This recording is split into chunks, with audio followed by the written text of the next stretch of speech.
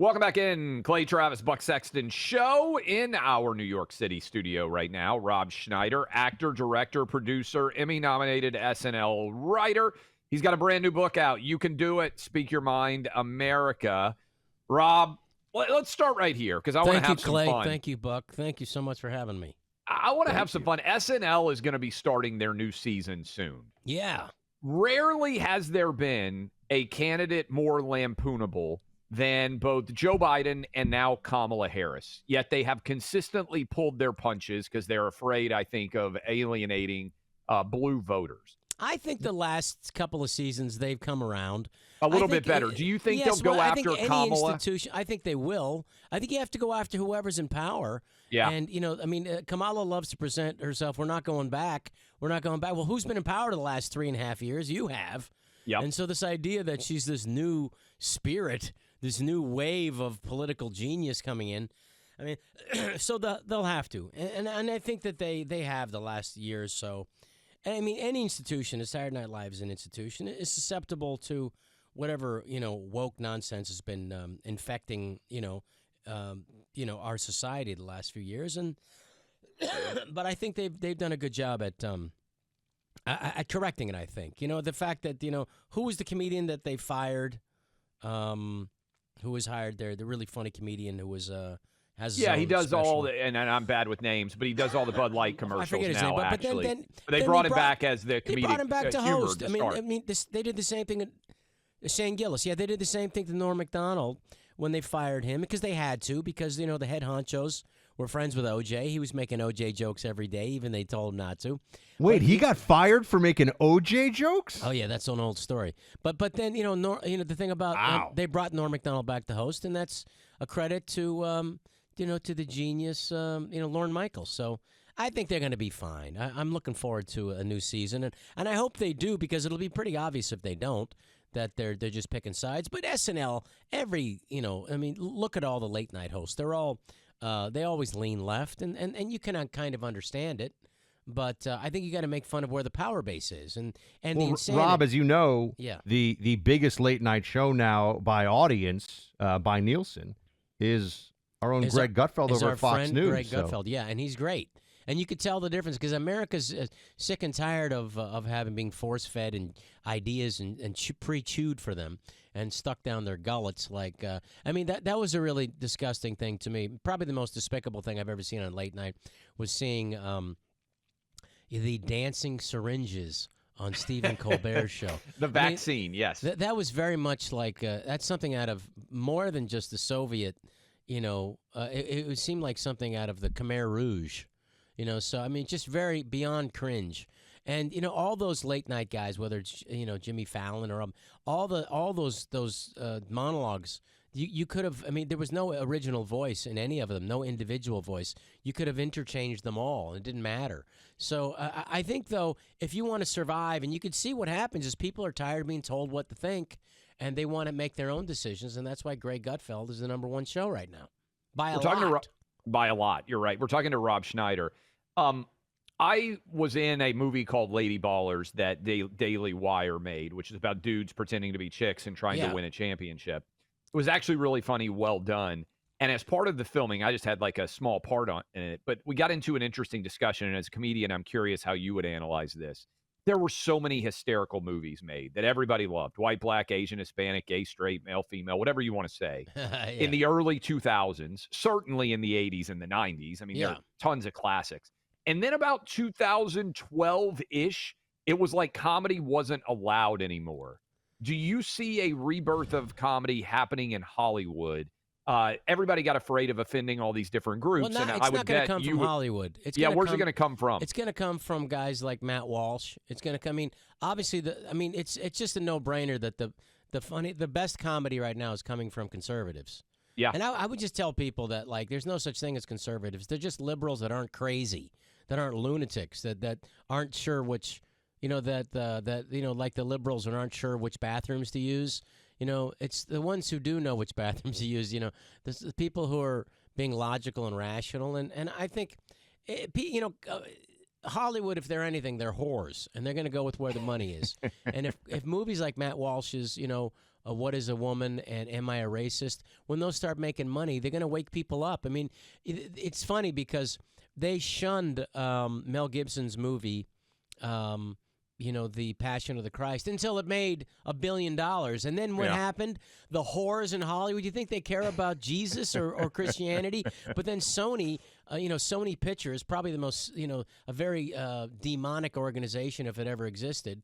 They have a whole category now for Christian movies. You think they're Christian at all? They don't care. They can care less about that.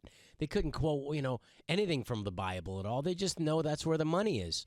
So I think you'd be a fool to be a Christian and try to make something with that organization. That's about as hypocritical as you get. So again, what's funny is funny, and the audience is going to decide. When you have a movie like Matt Walsh's Am I Racist, and you see people laughing at it, and the audience laughing hysterically, that's proof. I mean, unfortunately, Sacha Baron Cohen is a genius and probably the bravest comedian who's ever lived. I mean, what he did with Borat and then the other movie, physically putting himself in jeopardy. I just don't think any comedian as I've ever seen do that. But I think he's also ideologically captured and is not just going for comedy where you need to make whereas what I think satire is. It is going after what is deserving of ridicule. And these people who just think you're automatically systemically racist in a society of racists because of the color of your skin, it's just, it's lunacy. And it's not just wrong and it's not just immoral.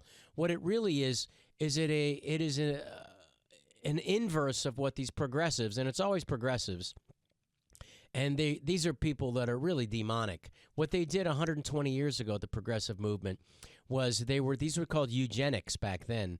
And that was where saying that these people are inferior because of the color of their skin, and therefore we need to make a better people through breeding. This is what they thought. And this was, even the Supreme Court justice at the time, I'm blanking on his name now. But this was the scientific thought at the time. And so what happened was, obviously, eugenics became, when you see the zenith of it, was Nazi Germany just murdering people that they considered inferior. So eugenics rightfully lost all credibility, and you were a xenophobe, crazy person if you believed in it. And now you cut to 100 years later, you see the same stuff again, but it's inverse now. These people, because of the color of their skin, they're automatically victims, and these people, because of the color of their skin, they're automatically racist. And so it's just another manipulation, and it's just another way of graft and fleecing the public and manipulating people into giving them money and power. And that's what you see happening now. We're talking to Rob Schneider. His book is You Can Do It, Speak Your Mind, America. Rob, it's Oliver Wendell Holmes was the name of the Supreme Court justice. Sorry. No, very good. Sometimes things are funny by accident or without intention, obviously. Yes. I would put Kamala Harris's interview with Stephanie Ruhle yesterday in that category. You'd have to. I mean, the thing about it, you understand why they don't want Kamala to be interviewed. And I said they did a very good job. I don't know if she had an earpiece or not during the debate, but she did a good job of avoiding answering questions like she always does. And I like that. This is how good of a journalist they have at MSNBC, which is she's defending her interviewee for not answering questions. It's like she doesn't have to answer questions. Why should she have to answer and be specific? Why should she give her way? You have a person who is given this anointed. You have on one side, you have somebody they tried to murder 2 times. And they have another person who no one voted for in the primaries, and they just anointed and say, which one do you think has the best chance for actually defending our republic? I'm going to go with Trump. We're talking to Rob Schneider. Couple of questions for you here that are kind of tied in. I really liked Hubie Halloween. I've got kids. You're in that movie. You've been in a lot of Adam Sandler movies. That's a tease for everybody out there. If you're looking for a fun family Halloween movie to watch up on Netflix, really good. You've been in a lot of Adam Sandler movies. You've done a lot of movies yourself over the years. Mm-hmm. So 2-part question here. One, how often do people, knowing what your politics are, privately pull you aside? I've spent a lot of time in LA. This happens a lot to me. Yeah. And say, hey, I agree with everything you're saying, like give you a fist pound and then stay quiet themselves. That's part one. Yeah. Part two, and this may be quick. Are you involved in Happy Gilmore 2 at all? I don't think you were in Happy Gilmore 1 unless I screwed that up. I wasn't, so I'm not in the second one for Happy Gilmore. But and also Adam wants me to watch it. So, he can have somebody who doesn't know anything about the script and just watch it and get laughs and then to see what I'm laughing at. So have you seen it? That was my question. No, it's not done. He's filming it right now in All New Jersey. I thought it was potentially finished. All right, so it's only in week 3 right now. Okay, great. So going back to that question for Hollywood, comedians, other people, how often does it happen? I got a call from an Academy Award-winning son of an actor, and he said, "Listen, I agree with everything you say, and I want to speak up too, but I'm worried about losing work." And I said, "You will lose work, and it will cost you money, but it's going to cost you more to not speak your mind." But just be careful how you do it. Be judicious. Don't lose work over it. Don't talk to the head of your streaming service or the executive because they're captured, and it'll be like a brownie that they get for finking on you, just like Mayor Gaetti in Los Angeles. Fink on your neighbors. It's the same thing with this woke mind virus. But I said don't talk to him. Don't talk to the producer. Don't talk to the director because they're probably ideologically captured. At least if they speak it whether they believe it or not. And I said talk to the boom guy. Talk to the guy who puts on the microphone. Talk to your makeup lady. Talk to the driver. But talk to people. Talk to your family. It may cost you, maybe your uncle won't come this Thanksgiving. But at least you'll be able to sleep at night. And let me tell you, people can see through this lunacy. They could see through the fact that, the Democrats, said they're trying to save democracy. Well, look what they did to Bernie Sanders in 2016. Believe me, if Bernie Sanders was the VP now, they would have gotten rid of him in a heartbeat. The only reason they couldn't get rid of Kamala Harris is so obvious they weren't going to pass over. And believe me, they would have rather had Gavin Newsom. Believe me, they would have rather had somebody else. But they were not going to pass over Kamala because of how it looked. She's a woman. She's a person of color. They were like, but believe me, there was long discussions about that. So in 2016, they passed over Bernie Sanders, even though he was going to win. But they were not going to allow that to happen because they're not. All they care about is keeping power. The Democrat, the National Committee, and so and then 2020, they had everybody else quit, and even though Biden lost the first 2 primaries, and then they pushed Biden so that they don't want a choice. You used to have a choice, in the primaries. They don't have a choice anymore. The Democrats don't want to give you a choice. And then even in the convention this year, they could have had a choice. They could have had people decide, but they don't want you to decide. They don't want Democratic voters to decide. They want to decide for you. And that should be a real lesson. That's why they have to get beaten soundly this time. So that we only are allowed 2 parties. I mean, I supported Robert Kennedy, and I'm very happy that he's supporting Donald Trump now. Make America healthy again. But they don't want to have a choice. And so that's why it's important that, they lose not just this time, but 3 times in a row, at least in the executive, so that, 2 Reagan administrations and then 1 Bush, basically, in the future coming, so that you get back to a normal Democratic Party. So somebody will come in like, what Bill Clinton originally was, a middle-of-the-road centrist Democrat, so they had a chance to win. And a chance to be normal, not like the craziness that's happening. Nobody voted in Ohio to send 30,000 Haitians into Springfield, Ohio. Nobody voted for that. And the Democrats, they don't want you to vote. They don't want you to think. They're going to make decisions for you. And this cannot stand, and that's why they're going to lose. So my question to anyone who's listening out there, do you hate Donald Trump more than you love your country?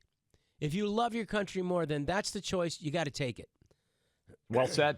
Rob Schneider, the book is out. Encourage everybody to go check it out. Appreciate you coming into our New York City studio. We'll see you again soon. Thank you so much. Buck, you ready? Get your pen. Maybe Rob wants to do this too. He can get his pen. It's Prize Picks time. I don't know, Ali, is Rob a big sports fan? I'm not sure. Yeah, but I didn't get a chance to talk about Zelensky, but that's all right. Are you a Next sports time, fan? come back. Right. You have a lot to say, Rob. All right, thank you. I've got a winner for everybody out there. What do you got? PrizePicks.com. This is for the NFL game tonight. Dallas Cowboys, I believe, on the road in New York City, where you are, playing against the Giants. Technically, it's New Jersey, but it's close. Okay, I can say something about this.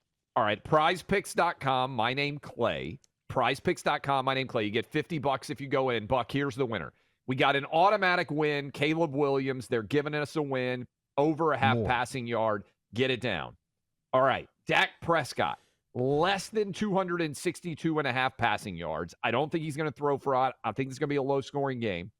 Malik Neighbors, more than 72.5 receiving yards. Guy's been on fire. Young wide receiver out of LSU, starting to get a little bit of rhythm.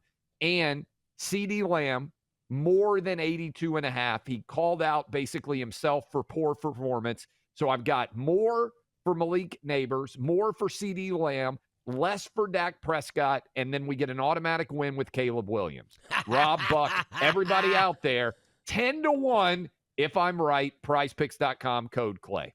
Wow. You know what? Those are all very – it always sounds really good. Yes. And then the game's over, and you go, well, that was crazy what I said. Yeah, and by the way, Rob, this is why I say to everybody out there, if you think I'm a moron, and believe it or not, some people do, you can take the exact opposite of what I just said, still play, Clay, still I'm get giving you one $50. more shot here. I've got my picks all lined up here. Mr. Caleb Williams, Mr. Dak Prescott, CeeDee Lamb. Big fan of CD. Big fan of CD. Well, CeeDee Lamb's going to do more than 82 yards. But that's the trick. Because, and then you go to Dak Prescott, 261. How do they know exactly? Because it's amazing, because they always do, and they're better at it than we are. That's why, gamblers, the best thing I ever heard was that God wants gamblers to lose. And it's because of this 261, because that's exactly more or less what Dak's going to get. So I agree with you. The other three, I think, are going to be, you can win those. But that's the one that's going to cost everybody. Put it on the line. Well, all right, we'll see. I'm rolling with Clay on this one. I trust him on these prize picks. Prizepicks.com, code Clay. Thanks to Rob Schneider. Let's all get a big win, 10-1. Thank you all.